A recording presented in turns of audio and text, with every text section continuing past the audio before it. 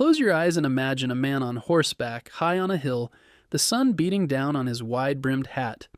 Dust swirls around his boots as he turns to shout orders. His voice is sharp and full of energy. Bullets whiz past, but he doesn't flinch. He stands tall in the saddle, waving his hat in the air, calling his men forward. You're watching Theodore Roosevelt at the Battle of San Juan Hill.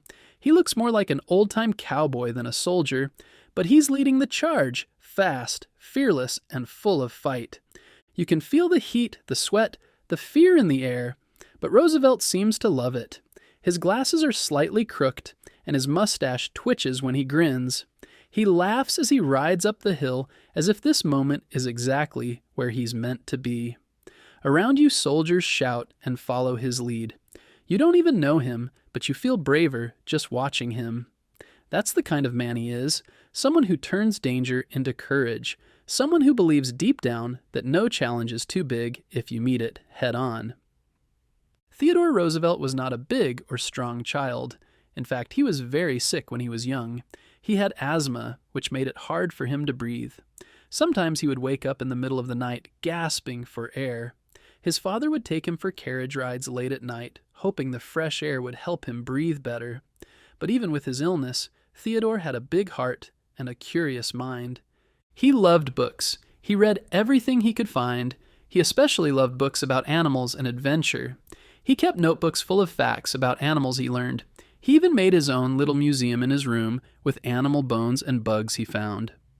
As he got older, Theodore decided he did not want to stay weak. His father told him, "You have the mind, but you must make your body." That meant he needed to work hard to become strong. So he did. He lifted weights, he boxed, he ran, he hiked. It was not easy, but he kept trying. Slowly, he became stronger.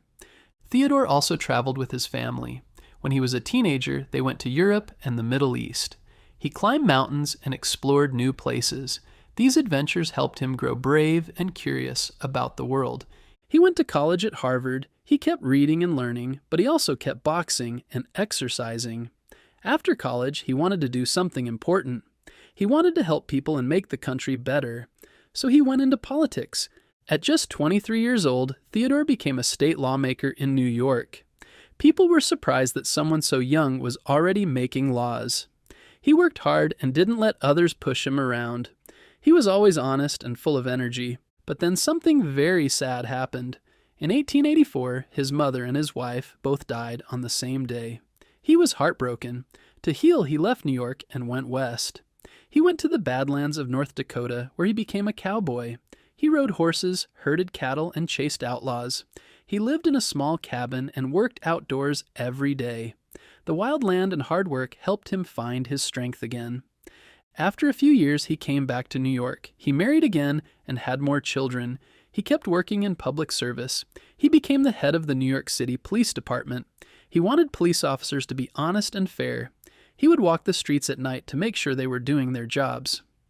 Later, President William McKinley asked him to be the Assistant Secretary of the Navy. Theodore loved the Navy and believed in a strong country. When the Spanish-American War began, he didn't want to stay in an office. He wanted to fight. So he quit his job and helped form a group of volunteer soldiers called the Rough Riders. The Rough Riders went to Cuba to fight in the war. Theodore led them in a famous battle at San Juan Hill. He charged up the hill on horseback, even though bullets flew all around him. He was very brave. After the war, he came home as a hero. People loved him. They voted him to be the governor of New York. He worked hard to fight corruption and make life better for workers and families. He wanted clean streets, safe food, and fair laws. His strong work and honesty made him well known. Soon he became vice president. But not long after, President McKinley was shot and died. That meant Theodore Roosevelt became the new president. He was just 42 years old, the youngest president in American history at the time.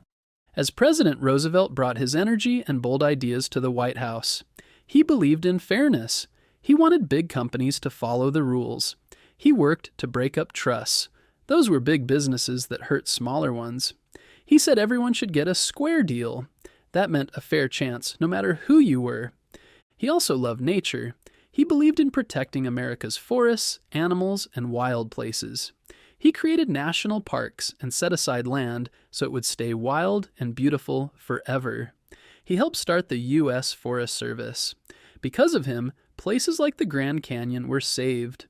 One time he went on a hunting trip. His guides found a bear and tied it up for him to shoot. But Roosevelt said no. He thought it was unfair. He refused to shoot the bear. A newspaper printed a cartoon of the story, and soon a toy company made a stuffed bear and called it a teddy bear. It was named after him. Roosevelt was also the first president to leave the country while in office. He visited Panama to see the building of the Panama Canal. This canal made it easier for ships to travel between the Atlantic and Pacific Oceans. It was a huge project and very important for trade and travel. After 2 terms as president, Roosevelt said he was done. He went on a long trip to Africa with his son Kermit. They explored the land and studied animals. They brought back information for museums and scientists. He also traveled to Europe to speak to leaders and students. But when he came back, he was not happy with the new president. He thought things were not going well. So he decided to run for president again. He started his own political party called the Progressive Party. People called it the Bull Moose Party because Roosevelt said he felt as strong as a bull moose. He did not win the election, but he still made a big difference. He showed that one person with strong ideas and courage could change the country. Even after his time in politics, Roosevelt stayed active. He wrote books, gave speeches, and went on one last adventure. He explored a dangerous river in the Amazon rainforest. It was hard, and he got very sick. He never fully recovered. In 1919, Theodore Roosevelt died in his sleep. He was 60 years old. People all over the country were sad. One man said, "Death had to take him sleeping, for if Roosevelt had been awake, there would have been a fight."